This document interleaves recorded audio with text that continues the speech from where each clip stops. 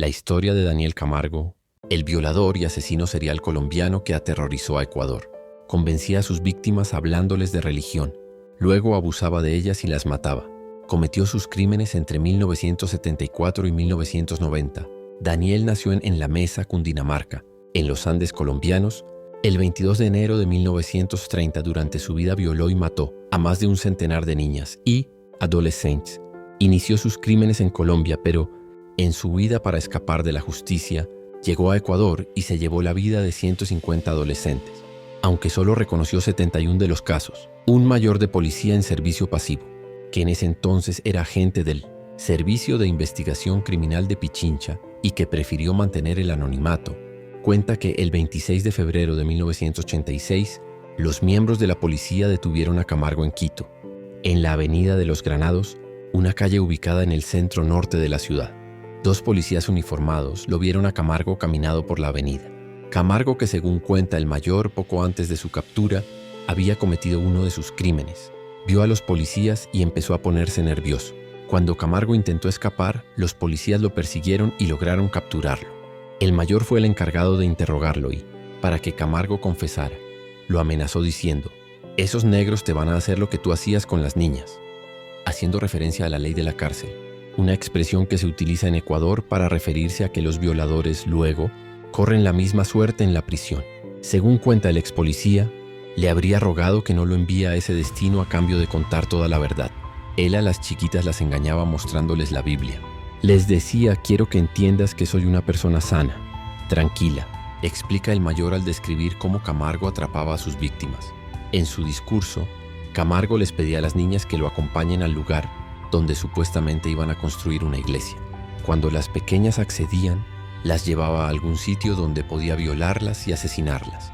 Francisco El Pájaro Febres Cordero es escritor ecuatoriano. En los relatos que se escuchan sobre Camargo, se cuenta que solo le daba entrevistas al pájaro. El escritor ha relatado que hubo chicas que lograron salvarse y que lo pudieron identificar. Una de las noticias que reposa en el archivo del medio televisivo, Ecuavisa de Ecuador, confirma lo señalado por el escritor Febres Cordero. En el video se escucha el testimonio de una joven que logró salvarse. Ella cuenta: «Él era extraño y me convenció de tal manera de que él lloró y me dijo: señorita, se lo pido en nombre de nuestro Señor, porque yo soy un evangélico que no le hago mal a nadie». La memoria de Daniel era excepcional.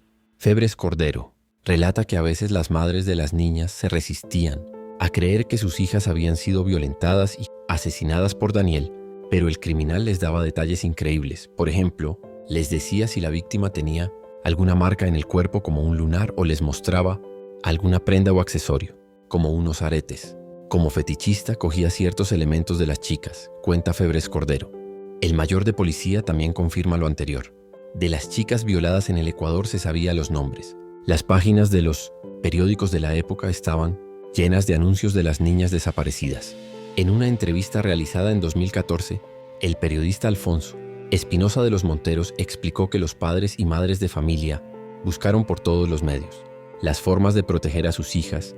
Hubo pánico general. Al inicio de las desapariciones, ni siquiera se creía que una sola persona podía actuar sola, por lo que la teoría que circulaba, según relató Espinosa de los Monteros, hacía referencia a una banda de delincuentes que actuaba en un vehículo bronco rojo. Se llegó a comprobar que fue Camargo el que cometió estos crímenes, dijo el periodista. Eso fue una sorpresa, según cuentan las notas periodísticas de la época. La ciudadanía no quería aceptar que ese hombre flaco y viejo era el autor de los atroces crímenes, aunque el propio Camargo se declaró culpable. Todos querían saber quién era este monstruo, cómo cometía sus delitos y qué se iba a hacer con él, relató Espinosa de los Monteros. Camargo, según cuenta Óscar Bonilla en algunas entrevistas, el psiquiatra que lo atendió vivía según un precepto atribuido a Osho: si no vives peligrosamente, no vives. La vida solo florece en el peligro. La vida nunca florece en la seguridad. Cuando todo está yendo a la perfección, fíjate, te estás muriendo y no pasa nada. Bonilla indica que Camargo tenía una personalidad psicopática y que correspondía al tercio de psicópatas que son criminales irrecuperables, son delincuentes sistemáticos, dice el psiquiatra.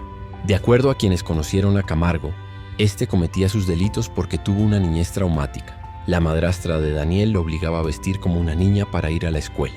Por su parte, Bonilla indica que Daniel vio cómo el sacerdote de su parroquia Embarazó a una de sus hermanas y, en otras ocasiones, observó que el sacerdote de su colegio abusaba de niños. Basta un detalle para cambiar el destino. Cuando Camargo fue capturado, lo condenaron a 16 años de prisión. Esa era la pena máxima en Ecuador. Actualmente la pena máxima es de 40 años. Una vez preso, Camargo no cumplió con su condena, pues fue asesinado por otro, reo en 1994. Su asesino era pariente de una de las víctimas. A Camargo lo sepultaron en la tumba 798 del cementerio de El Batán, en Quito, a pocas cuadras de la avenida en donde lo capturaron.